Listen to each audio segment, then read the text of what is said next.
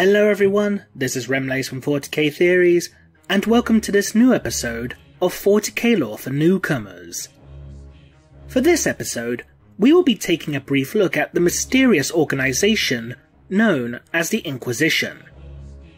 As always, this is but a brief overview, and certain events and such will have in-depth videos dedicated to them within the future. Now, without further ado, let's begin. Inquisitors? They're sneaky bastards. Useful, yes, even necessary. But I wouldn't buy a used aircar from any of them. The Inquisition is the most enigmatic and secretive organisation within the entirety of the Imperium. It is the Inquisition's duty to root out traitors, heretics, and any other potential threats to the Imperium, and have such hazards incarcerated into forced labour camps, or, more frequently, purged. It's not an uncommon occurrence for the Inquisition to have entire worlds scoured of all life, in order to safeguard the greater whole of humanity. Unlike almost every other organisation within the Imperium's political hierarchy, the Inquisition is completely autonomous. While other branches of the imperial government, such as the Adeptus Administratum, Adeptus Ministorum, and even the Adeptus Astartes, submit to the will of the High Lords of Terror, the Inquisition answers directly to the Emperor himself, making the organisation one that is rightfully feared. In the organisation's mission to root out traitors, heretics, and deviants, the authority of the Inquisition is absolute. Not even the High Lords of Terror themselves can refuse this shadowy organisation, though the Inquisition will often attempt to at least request aid from organisations such as the Adeptus Astartes and Adeptus Mechanicus, so as to not anger such powerful groups. Regardless of that, however, the Inquisition remains quite possibly the single most powerful establishment within the entire Imperium. To consort with the heretic is to endanger one's purity, but to lie to an inquisitor is to forfeit your soul. There are many stories detailing the origins of the Inquisition, and due to the organisation's shadowy nature, hard facts are difficult to come by. The most commonly accepted version of events is that during the course of the Horus Heresy, the Regent of Terror, Malcador the Sigillite, would recruit in secret 12 men and women, both human and transhuman alike, who displayed what he would call an inquisitive nature. These individuals included the Loyalist Death Guard captain Nathaniel Garrow, the Loyalist Lunar Wolf Eacton Cruz, the Null Maiden Emendera Kendall, the Remembrancer Lemuel Gorman, and the Iterator Kirill Sinderman. In addition to these, many Loyalist Astartes would be recruited by Malcador and formed into a group known as the Knights Errant. The Knights Errant would bear the sigil of Malcador as their heraldry. This same rune, the stylized eye, would eventually evolve into the sigil utilized by the Inquisition itself. It's also heavily implied that several members of the Knights Errant, such as the Loyalist Thousand Son, Reviel Arvida, would also lay the foundations for the modern-day Grey Knight Space Marine chapter. Prior to the Siege of Terror, Malcador would inform the Emperor of these individuals he had assembled, and that they would be tasked with hunting down the enemy within, enemy without, and the enemy beyond. This in turn would form the basis for the three largest branches of the Inquisition, the Ordo Hereticus, Ordo Xenos, and Ordo Malleus, though some of these branches would not be officially founded until millennia later. These organisations would remain hidden as a closely guarded secret from the High Lords of Terror, following the Emperor's ascension to the Golden Throne, until 1 year later. When the High Lords convened on the anniversary of the Emperor's ascension to the Golden Throne, a stranger also attended the council and identified himself as a representative of the Holy Orders of the Emperor's Inquisition, and since then, an inquisitorial representative has always had a seat amongst the High Lords of Terror themselves. Trust in the God Emperor, but trust your blade too. The Inquisition does not have a formalized leadership structure, and as such, Inquisitors are able to conduct their missions however they see fit.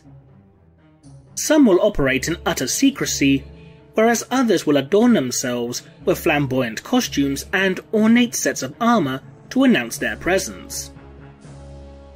The closest configuration to an official structure within the Inquisition are the various Ordos. There are two types of Ordo within the Inquisition, the Ordo Majoris and the Ordo Minoris. The various branches of each Ordo will generally be focused on a specific task. The three branches of the Ordo Majoris are a perfect example of this. The Ordo Hereticus, also informally known as Witch Hunters, task themselves with rooting out traitors and heretics, as well as purging genetic deviants, such as mutants or psychers, from the human gene pool. It would officially be formed following the Age of Apostasy in M36, in order to monitor the Adeptus Ministorum. The Ordo Xenos focus on purging any and all kind of alien threat to the Imperium. The Ordo would be officially formed in the aftermath of a devastating war between the Imperium and the Orcs, known as the War of the Beast.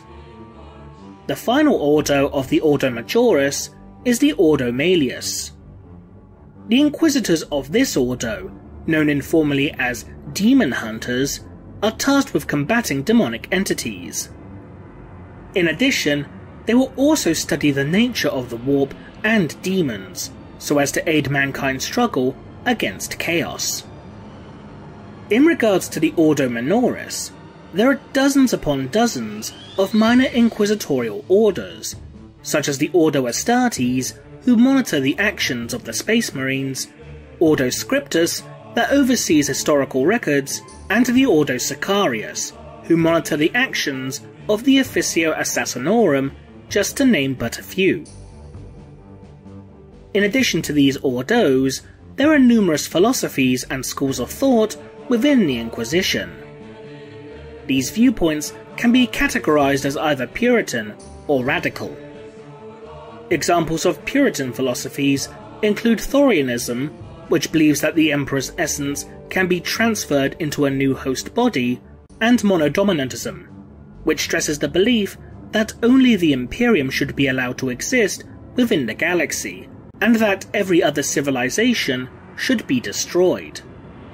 Radical philosophies include Horisianism, which believes that the powers of chaos may be harnessed and controlled for the overall betterment of mankind, and Xenohybrism, which states that mankind must study and learn from the advancements and mistakes of the various alien civilizations within the galaxy. Inquisitors are generally recruited from the ranks of inquisitorial acolytes.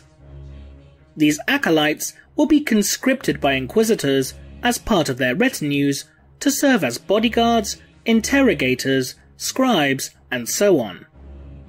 If these acolytes prove their worth to their master, then they may find themselves promoted to becoming a fully fledged inquisitor, providing they meet the approval of 3 separate inquisitors or the approval of an inquisitorial lord.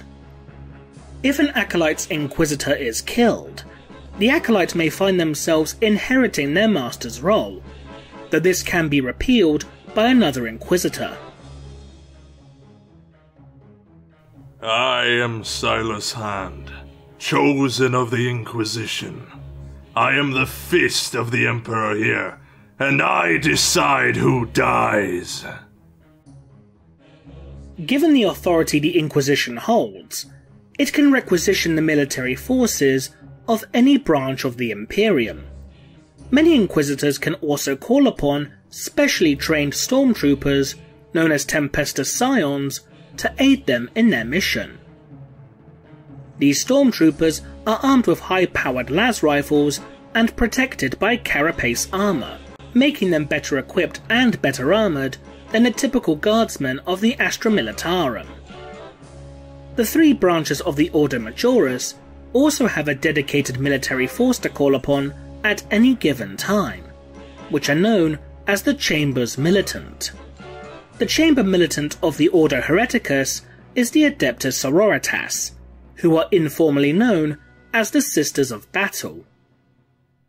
Outside the Space Marine chapters of the Adeptus Astartes, they are one of the best equipped militant forces within the entire Imperium, with access to weaponry and armour such as bolters and power armour. The Chamber Militant of the Ordo Xenos is the Deathwatch chapter of the Adeptus Astartes.